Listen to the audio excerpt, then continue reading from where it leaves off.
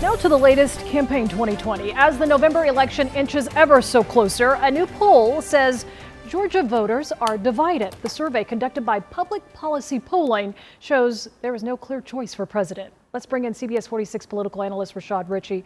Rashad, this is a shocker, especially for Georgia, considered a red state. Some say purple. Is there a front runner in Georgia right now? There is no front runner. Let's look at this polling data.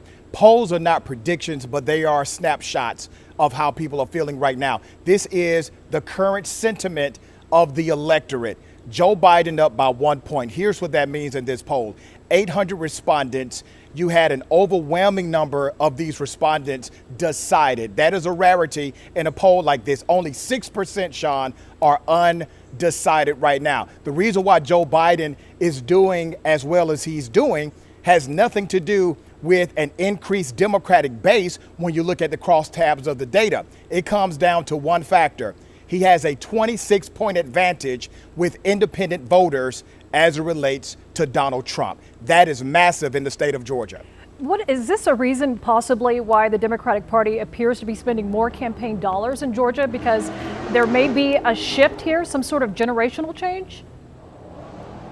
Well, absolutely. So while the president of the United States still has the lion's share of some of the older voters in the electorate, Joe Biden is winning the young vote. The issue with the young vote is turnout. You have to spend money, get the message out, and make sure they show up to early vote, absentee vote, or on election day. That takes money, and that's why you see the Democratic Party spending a lot of it in the state of Georgia. Now, Rashad, I'm going to be the devil's advocate here. It's well known that you used to be one of the top dogs with the Democratic Party. They would say, well, of course you're going to support this poll and say this is great. But is this something that we're seeing around other states outside of Georgia?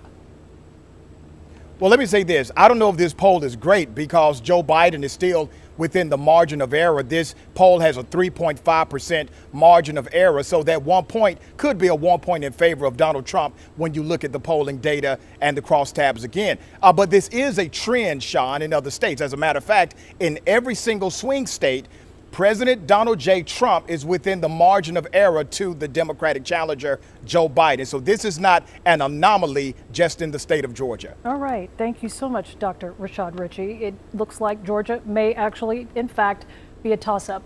We know you're all over it, and we'll talk to you some more throughout campaign 2020. Thank you. Thank you.